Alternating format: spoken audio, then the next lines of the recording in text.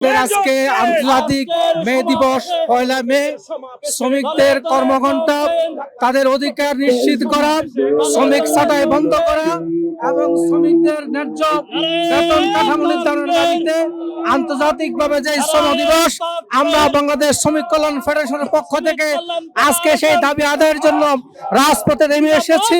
শ্রমিক কল্যাণ ফেডারেশনের মাধ্যমে শ্রমিক মালিক ঐক্য করে আমরা একটি ইনসাফের বাংলাদেশ বিনির্মাণের জন্য আজকে সরকার এবং দেশবাসীর কাছে আহ্বান জানাচ্ছি।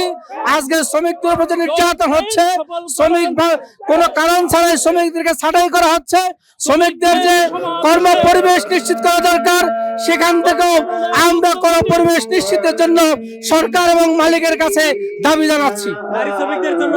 আমরা নারী শ্রমিকদের আজকে আমাদের সবচেয়ে বেশি অবহেলিত, তাদের মাতৃত্বকালীন যে ছুটি দরকার, তাদের যে ডে কেয়ারের মাধ্যমে তাদের শিশু সন্তানদেরকে সেখানে বেড়ে ওঠার যে সুযোগ করে দেওয়া দরকার এবং নারীদের মর্যাদার সম্মান রক্ষা করে তাদের অধিকার প্রতিষ্ঠার জন্য আমরা আজকে শ্রমিক কল্যাণ ফেডারেশনের মাধ্যমে দাবি জানাচ্ছি।